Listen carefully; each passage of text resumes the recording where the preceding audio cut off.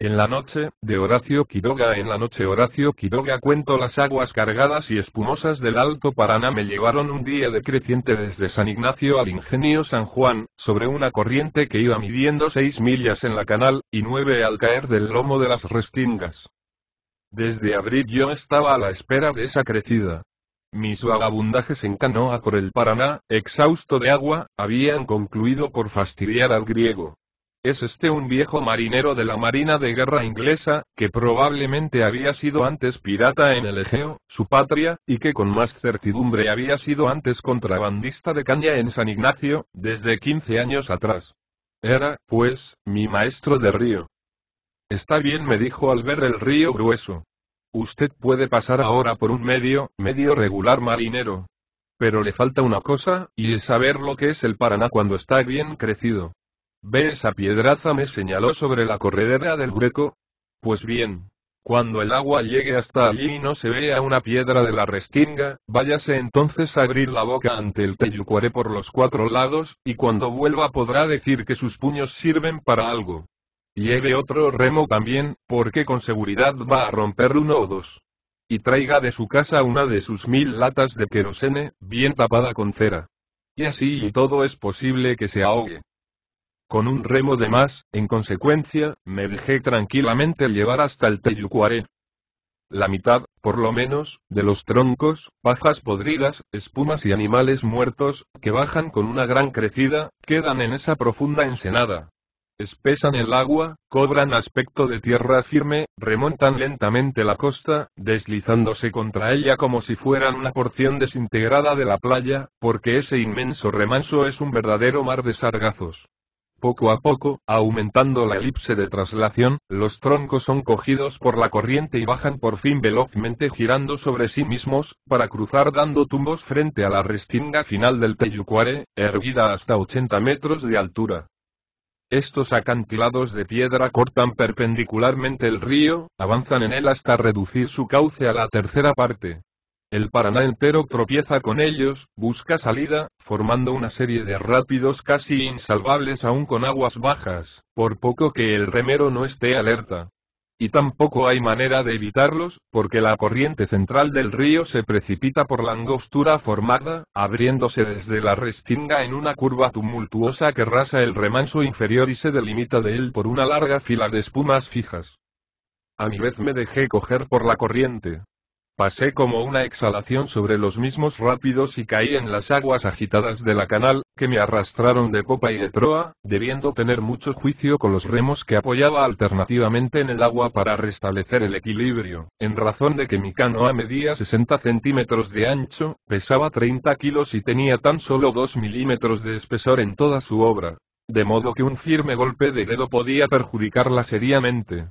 Pero de sus inconvenientes derivaba una velocidad fantástica, que me permitía forzar el río de sur a norte y de oeste a este, siempre, claro está, que no olvidara un instante la inestabilidad del aparato. En fin, siempre a la deriva, mezclado con palos y semillas, que parecían tan inmóviles como yo, aunque bajábamos velozmente sobre el agua lisa, pasé frente a la isla del Toro, dejé atrás la boca del Yabebirí, el puerto de Santa Ana, y llegué al Ingenio, de donde regresé enseguida, pues deseaba volver a San Ignacio en la misma tarde. Pero en Santa Ana me detuve, titubeando. El griego tenía razón. Una cosa es el Paraná bajo o normal, y otra muy distinta con las aguas hinchadas. Aun con mi canoa, los rápidos salvados al remontar el río me habían preocupado, no por el esfuerzo para vencerlos, sino por la posibilidad de volcar. Toda restinga, sabido es, ocasiona un rápido y un remanso adyacente. Y el peligro está en esto precisamente. En salir de un agua muerta, para chocar, a veces en ángulo recto, contra una correntada que pasa como un infierno. Si la embarcación es estable, nada hay que temer. Pero con la mía nada más fácil que ir a sondar el rápido cabeza abajo, por poco que la luz me faltara. Y como la noche caía ya, me disponía a sacar la canoa a tierra y esperar el día siguiente, cuando vi a un hombre y una mujer que bajaban la barranca y se aproximaban. Parecían marido y mujer, extranjeros, a ojos vistas, aunque familiarizados con la ropa del país. Él traía la camisa arremangada hasta el codo, pero no se notaba en los pliegues del remango la menor mancha de trabajo. Ella llevaba un delantal enterizo y un cinturón de hule que la ceñía muy bien. Pulcros burgueses, en suma, pues de tales era el aire de satisfacción y bienestar, asegurados a expensas del trabajo de cualquier otro. Ambos, tras un familiar saludo, examinaron con gran curiosidad la canoa de juguete, y después examinaron el río. El señor hace muy bien en quedarse, dijo él. Con el río así, no se anda de noche. Ella ajustó su cintura. A veces sonrió coqueteando. Es claro, replicó él. Esto no reza con nosotros y lo digo por el señor. Y a mí. Si el señor se piensa quedar, le podemos ofrecer buena comodidad. Hace 2 años que tenemos un negocio. Poca cosa, pero uno hace lo que puede y verdad, señor. Asentí de buen grado, yendo con ellos hasta el boliche aludido, pues no de otra cosa se trataba. Cené, sin embargo, mucho mejor que en mi propia casa, atendido con una porción de detalles de confort, que parecían un sueño en aquel lugar. Eran unos excelentes tipos mis burgueses, alegres y limpios, porque nada hacían. Después de un excelente café, me acompañaron a la playa, donde interné aún más mi canoa, dado que el Paraná, cuando las aguas llegan rojas y cribadas de remolinos, sube 2 metros en una noche. Ambos consideraron de nuevo la invisible masa del río. Hace muy bien en quedarse, señor, repitió el hombre. El Teyucuare no se puede pasar así de noche, como está ahora. No hay nadie que sea capaz de pasarlo y con excepción de mi mujer. Yo me volví bruscamente a ella, que coqueteó de nuevo con el cinturón. ¿Usted ha pasado el Teyucuare de noche? Le pregunté. Oh, sí, señor. Y pero una sola vez y sin ningún deseo de hacerlo. Entonces éramos un par de locos. Pero el río insistí. ¿El río? Cortó él. Estaba hecho un loco, también. El señor conoce los arrecifes de la isla del Toro, ¿no? Ahora están descubiertos por la mitad. Entonces no se veía nada y todo era agua, y el agua pasaba por encima gramando, y la oíamos de aquí. Aquel era otro tiempo, señor. Y aquí tiene un recuerdo de aquel tiempo y el señor quiere encender un fósforo. El hombre se levantó el pantalón hasta la corva, y en la parte interna de la pantorrilla vi una profunda cicatriz, cruzada como un mapa de costurones duros y plateados. ¿Vio, señor? Es un recuerdo de aquella noche. Una raya allí no muy grande, tampoco, y entonces recordé una historia, vagamente entreoída, de una mujer que había remado un día y una noche enteros, llevando a su marido moribundo. Y era esa la mujer, aquella burguesita arrobada de éxito y de pulcritud. Sí, señor, era yo. Se echó a reír, ante mi asombro, que no necesitaba palabras. Pero ahora me moriría 100 veces antes que intentarlo siquiera. Eran otros tiempos. Eso ya pasó. Para siempre. Apoyó él. Cuando me acuerdo y estábamos locos, señor. Los desengaños, la miseria si no nos movíamos y eran otros tiempos, sí. Ya lo creo. Eran otros los tiempos, si habían hecho eso. Pero no quería dormirme sin conocer algún pormenor. Y allí, en la oscuridad y ante el mismo río del cual no veíamos a nuestros pies sino la orilla tibia, pero que sentíamos subir y subir hasta la otra costa, me di cuenta de lo que había sido aquella epopeya nocturna. Engañados respecto de los recursos del país, habiendo agotado en hierros de colono recién llegado el escaso capital que trajeran, el matrimonio se encontró un día al extremo de sus recursos. Pero como eran animosos, emplearon los últimos pesos en una chalana inservible, cuyas cuadernas recompusieron con infinita fatiga, y con ella emprendieron un tráfico ribereño, comprando a los pobladores diseminados en la costa, miel, naranjas, tacuaras, pajas, todo en pequeña escala, que iban a vender a la playa de Posadas, malbaratando casi siempre su mercancía, pues ignorantes al principio del pulso del mercado, llevaban litros de miel de caña cuando habían llegado barriles de ella el día anterior, y naranjas, cuando la costa amarilleaba. Vida muy dura y fracasos diarios, que alejaban de su espíritu toda otra preocupación que no fuera llegar de madrugada a Posadas y remontar enseguida el Paraná a fuerza de puño. La mujer acompañaba siempre al marido, y remaba con él. En uno de los tantos días de tráfico, llegó un 23 de diciembre, y la mujer dijo: podríamos llevar a Posadas el tabaco que tenemos, y las bananas de Francescue. De vuelta traeremos tortas de Navidad y velitas de color. Pasado mañana es Navidad, y las venderemos muy bien en los boliches. A lo que el hombre contestó: en Santa Ana no venderemos muchas, pero en San Ignacio podremos vender el resto. Con lo cual descendieron la misma tarde hasta Posadas, para remontar a la madrugada siguiente, de noche aún. Ahora bien, el Paraná estaba hinchado con sucias aguas decrecientes que se alzaban por minutos. Y cuando las lluvias tropicales se han descargado simultáneamente en toda la cuenca superior, se borran los largos remansos, que son los más fieles amigos del remero. En todas partes el agua se desliza hacia abajo, todo el inmenso volumen del río es una huyente masa líquida que corre en una sola pieza. Y si a la distancia el río aparece en la canal terso y estirado en rayas luminosas, de cerca, sobre él mismo, se ve el agua revuelta en pesado moaré de remolinos. El matrimonio, sin embargo, no titubeó un instante en remontar tal río en un trayecto de 60 kilómetros, sin otro aliciente que el de ganar unos cuantos pesos. El amor nativo al centavo que ya llevaban en sus entrañas se había exasperado ante la miseria entrevista, y aunque estuvieran ya próximos a su sueño dorado que habían de realizar después, en aquellos momentos hubieran afrontado el Amazonas entero, ante la perspectiva de aumentar en 5 pesos sus ahorros. Emprendieron, pues, el viaje de regreso, la mujer en los remos y el hombre a la pala en popa. Subían apenas, aunque ponían en ello su esfuerzo sostenido, que debían duplicar cada 20 minutos en las restingas, donde los remos de la mujer adquirían una velocidad desesperada, y el hombre se doblaba en dos con lento y profundo esfuerzo sobre su pala hundida 1 metro en el agua.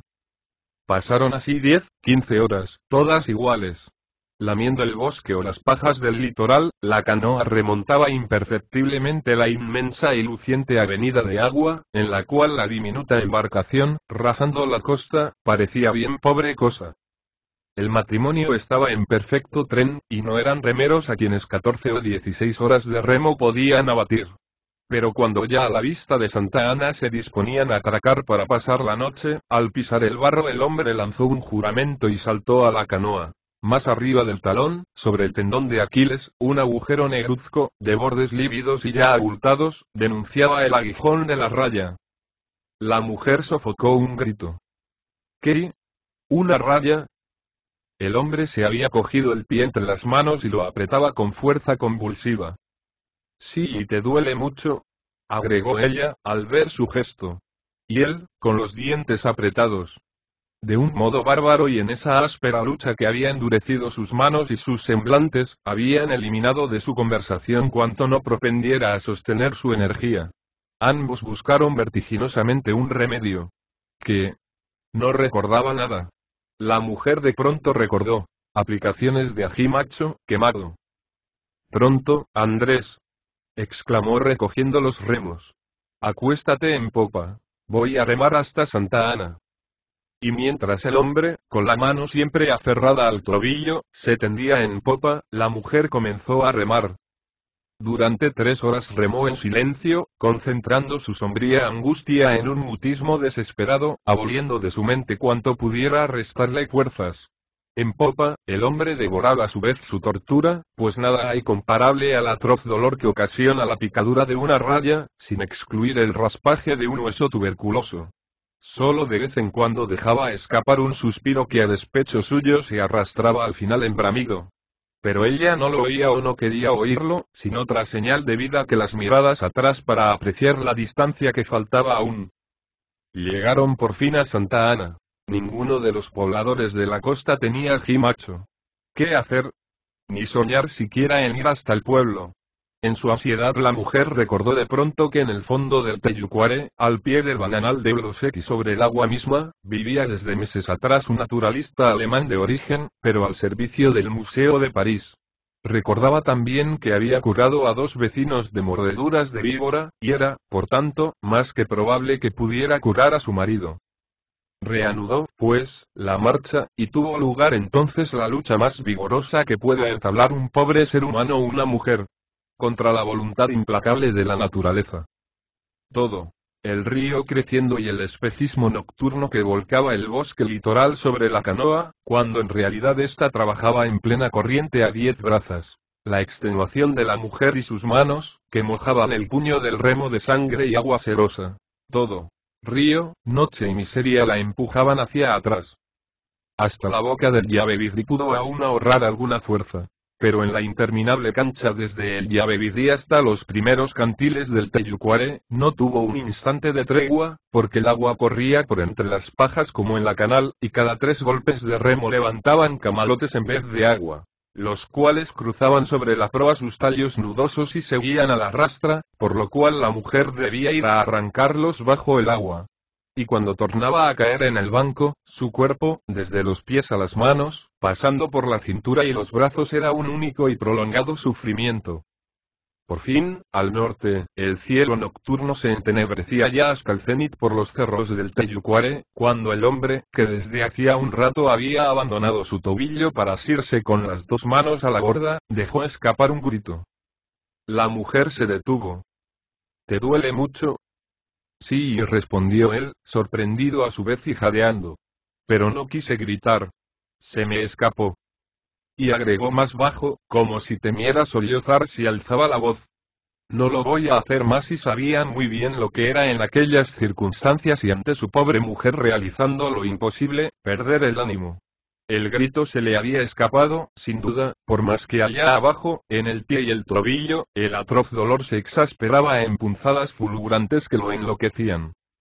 Pero ya habían caído bajo la sombra del primer acantilado, rasando y golpeando con el remo de babor la dura mole que ascendía a pico hasta 100 metros. Desde allí hasta la restinga sur del Teyucuare el agua está muerta y hay remanso a trechos.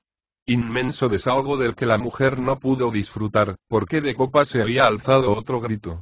La mujer no volvió la vista. Pero el herido, empapado en sudor frío y temblando hasta los mismos dedos adheridos al listón de la borda, no tenía ya fuerza para contenerse, y lanzaba un nuevo grito. Durante largo rato el marido conservó un resto de energía, de valor, de conmiseración por aquella otra miseria humana, a la que robaba de ese modo sus últimas fuerzas, y sus lamentos rompían de largo en largo. Pero al fin toda su resistencia quedó deshecha en una papilla de nervios destrozados, y desvariado de tortura, sin darse él mismo cuenta, con la boca entreabierta para no perder tiempo, sus gritos se repitieron a intervalos regulares y acompasados en un ay de supremo sufrimiento. La mujer, entretanto, el cuello doblado, no apartaba los ojos de la costa para conservar la distancia. No pensaba, no oía, no sentía. Remaba. Solo cuando un grito más alto, un verdadero clamor de tortura rompía la noche, las manos de la mujer se desprendían a medias del remo. Hasta que por fin soltó los remos y echó los brazos sobre la borda. No grites y murmuró. No puedo.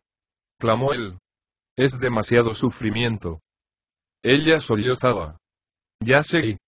Comprendo y. Pero no grites y no puedo remar. Comprendo también y pero no puedo. Ay. Y enloquecido de dolor y cada vez más alto. No puedo. No puedo. No puedo.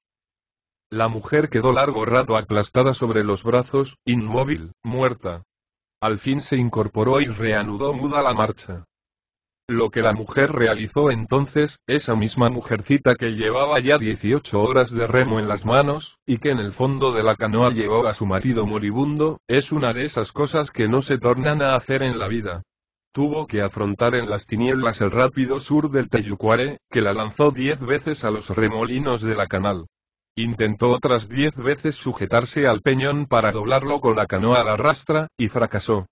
Tornó al rápido, que logró por fin incidir con el ángulo debido, y ya en él se mantuvo sobre su lomo 35 minutos remando vertiginosamente para no derivar.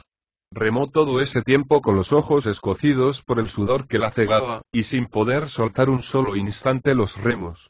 Durante esos 35 minutos tuvo a la vista, a 3 metros, el peñón que no podía doblar, ganando apenas centímetros cada 5 minutos, y con la desesperante sensación de batir el aire con los remos, pues el agua huía velozmente. Con qué fuerzas, que estaban agotadas. Con qué increíble tensión de sus últimos nervios vitales pudo sostener aquella lucha de pesadilla, ella menos que nadie podría decirlo. Y sobre todo si se piensa que por único estimulante, la lamentable mujercita no tuvo más que el acompasado alarido de su marido en popa. El resto del viaje, 2 rápidos más en el fondo del golfo y uno final al costear el último cerro, pero sumamente largo, no requirió un esfuerzo superior a aquel. Pero cuando la canoa embicó por fin sobre la arcilla del puerto de Gloset, y la mujer pretendió bajar para asegurar la embarcación, se encontró de repente sin brazos, sin piernas y sin cabeza. Nada sentía de sí misma, sino el cerro que se volcaba sobre ella. Y cayó desmayada. Así fue, señor. Estuve 2 meses en cama, y ya vio cómo me quedó la pierna. Pero el dolor, señor. Si no es por esta, no hubiera podido contarle el cuento, señor, concluyó poniéndole la mano en el hombro a su mujer. La mujercita dejó hacer, riendo. Ambos sonreían, por lo demás, tranquilos, limpios y establecidos por fin con un boliche lucrativo, que había sido su ideal. Y mientras quedábamos de nuevo mirando el río oscuro y tibio que pasaba creciendo, me pregunté qué cantidad de ideal hay en la entraña misma de la acción, cuando prescinde en un todo del móvil que la ha encendido, pues allí, tal cual, desconocido de ellos mismos, estaba el heroísmo a la espalda de los míseros comerciantes. Comparte tus lecturas. Simba es un proyecto gratuito de promoción de la lectura. Ayúdanos a que nuestros libros lleguen a más gente compartiendo lecturas en las redes sociales. Si puedes y quieres, también puedes hacer una donación para mantener el proyecto y posibilitar que nuestra biblioteca siga creciendo.